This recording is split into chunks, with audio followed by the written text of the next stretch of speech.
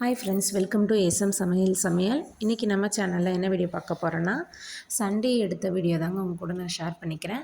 இந்த வீடியோ உங்கள் எல்லாருக்கும் பிடிக்கும்னு நம்புகிறேன். வாங்க வீடியோக்குள்ளே போகலாம். சண்டே பார்த்திங்கன்னா மார்னிங்கே டிஃபன் சிம்பிளாக முடிச்சுட்டு ஃப்ரிட்ஜ் க்ளீனிங்கில் இறங்கிட்டோங்க. சாட்டர்டேவும் ஃப்ரிட்ஜெல்லாம் ஆஃப் பண்ணி, ஏன்னா திங்ஸ் எதுவும் இல்லை, தீர்ந்துருச்சு. சண்டே தான் நம்ம எல்லாம் வாங்குவோம். மாவு தீர்ந்துருச்சு, சண்டே தான் அரைப்போன்றதுனால சாட்டர்டேவே நான் என்ன பண்ணியிருந்தேன்னா, ஃப்ரிட்ஜ் ஆஃப் பண்ணி வச்சுருந்தேன். அப்போ அந்த ஐஸ் எல்லாம் ஃபுல்லாக உருகி வந்திருந்தது. காலையில் சிம்பிளாக டிஃபன் முடிச்சுட்டு நம்ம ஃப்ரிட்ஜ் க்ளீனிங்கில் இறங்கியாச்சு. ஃப்ரிட்ஜ் பார்த்திங்கன்னா ஃபஸ்ட்டு நான் ஒரு டைம் எல்லாத்தையும் எடுத்து துடைச்சிட்டேன். ஏன்னா ரொம்ப மிஸ்ஸாக இருந்தது. துடைச்சிட்டு விம் லிக்விட் இருக்குது பார்த்திங்களா, அதை தண்ணியில் நல்லா கரைச்சி அதை வச்சு ஃபுல்லாக துடைச்சிட்டு ட்ரை கிளாத்தில் துடைக்கிறது தான் நான் கூட ஷேர் பண்ணியிருக்கேன். இது பார்த்திங்கன்னா சைட் ரேக்கு அதெல்லாம் எடுத்து நல்லா சோப்பு போட்டு வாஷ் பண்ணி காய வச்சு வச்சுருக்கேன். அப்போ எடுத்து ஃபிக்ஸ் பண்ணும்போது ஈஸியாக இருக்கும்.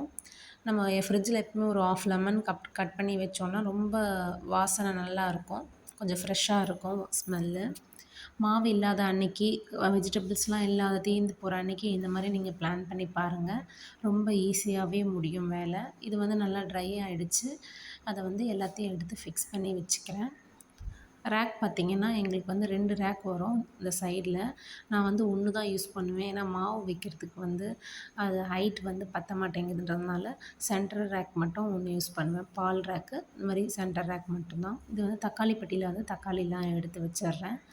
ஏன்னா மோஸ்ட்லி நாங்கள் சண்டேஸ் தான் வெஜிடபிள் வாங்கி ஸ்டோர் பண்ணுவோம், அந்த வீக் இருக்கிறதுக்காக. அதனால நான் இந்த மாதிரி பிளான் பண்ணி அன்றைக்கி க்ளீனிங்கில் வச்சுக்கிட்டேன். இது பார்த்திங்கன்னா மூக்கடலை, பச்சை பயிறு, அரிசி மாவு, கடலை மாவு எல்லாம் ஃப்ரிட்ஜில் தான் ஸ்டோர் பண்ணுவேன். ஏன்னா பூச்சிலாம் பிடிக்காம இருக்கும். இந்த மாதிரி தான் காய்கறி எல்லாம் ஸ்டோர் பண்ணிவிட்டு அதில் பாக்ஸில் பார்த்திங்கன்னா கொத்தமல்லி கருவேப்பிலை ஸ்டோர் பண்ணி வச்சுருக்கேன். அன்றைக்கி ஃப்ரிட்ஜ் இப்படி தான் க்ளீன் பண்ணோம். ரொம்ப வாசனையாக இருந்துச்சு.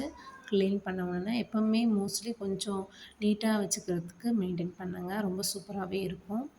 இப்போ மீன் குழம்பு உங்கள் கூட ஷேர் பண்ணுறேன். அன்றைக்கி சங்கரா மீன் குழம்பு வச்சுருந்தோம். எண்ணெயில் வெந்தயம், கடுகு, வெங்காயம், கருவேப்பிலை போட்டு நல்லா வதக்கிக்கிறேன். தேவையான அளவுக்கு உப்பு போட்டு நல்லா கொஞ்சம் வதக்க விடணும். இந்த மீன் குழம்பு பார்த்திங்கன்னா ரொம்ப டேஸ்ட்டாகவே வந்திருந்தது. நல்லா வதக்க விட்டோன்னா ஒரு ஸ்பூன் அளவுக்கு இஞ்சி பூண்டு பேஸ்ட் போட்டு நல்லா வதக்குங்க. தக்காளி கொஞ்சமாக ஆட் பண்ணி நல்லா கலந்து விடுங்க. ஏன்னா புளியும் நம்ம சேர்க்கணுன்றதுனால தக்காளியை பார்த்தே நீங்கள் சேர்த்துக்கோங்க. தேவையான அளவுக்கு மஞ்சத்தூள் போட்டு நல்லா கலந்து விடுங்க. புளி ஆல்ரெடி நான் கரைச்சி வச்சுருக்கேன். அதிலே வீட்டில் அரைச்ச குழம்பு மிளகாய் தூள், உப்பு எல்லாம் போட்டு கரைச்சி வச்சுருக்கேன். அதை நம்ம இதில் ஆட் பண்ணிக்கலாம். ஆட் பண்ணி நல்லா கொதி வரணுங்க.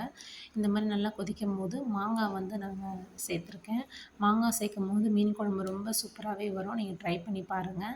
ஏன்னா ஃபஸ்ட்டே நம்ம மீன் போட்டோன்னா மீன் ஃபஸ்ட்டு வெந்துடும். மாங்காய் கொஞ்சம் அப்படியே இருக்குன்றதுனால மாங்காய் போட்டு கொஞ்சம் பாதி வெந்ததுக்கப்புறம் நம்ம இந்த மாதிரி மீனை ஆட் பண்ணிக்கலாம். அன்றைக்கி சங்கரா மீன் தான் நாங்கள் சேர்த்துருந்தோம். மீனெல்லாம் சேர்த்துட்டு ஒரு 2 நிமிஷம் ஸ்லோவாக வச்சு மூடி போட்டு நல்லா கொதிக்க விட்டிங்கன்னா மீனும் நம்மளுக்கு வெந்து வந்துடும். அன்றைக்கி குழம்பு ரொம்ப டேஸ்ட்டாகவே இருந்துச்சு. நீங்களும் அந்த மாதிரி ட்ரை பண்ணி பாருங்கள். 2 நிமிஷம் கழித்து கொதி வந்த உடனே கொத்தமல்லி தழை தூவி இறக்கிடலாம். சுட சுட சாப்பாட்டுக்கு போட்டு சாப்பிடும்போது ரொம்ப டேஸ்ட் சூப்பராகவே இருந்துச்சு. இந்த மாதிரி மெத்தடில் நீங்களும் ட்ரை பண்ணி பாருங்கள், உங்களுக்கும் பிடிக்கும். இது மீடியம் சைஸ் சங்கரா மீன் தான். ரொம்ப சூப்பராகவே இருந்துச்சு. நல்லா கொதி வந்த உடனே கொத்தமல்லி தழை தூவி இறக்கிடலாம்.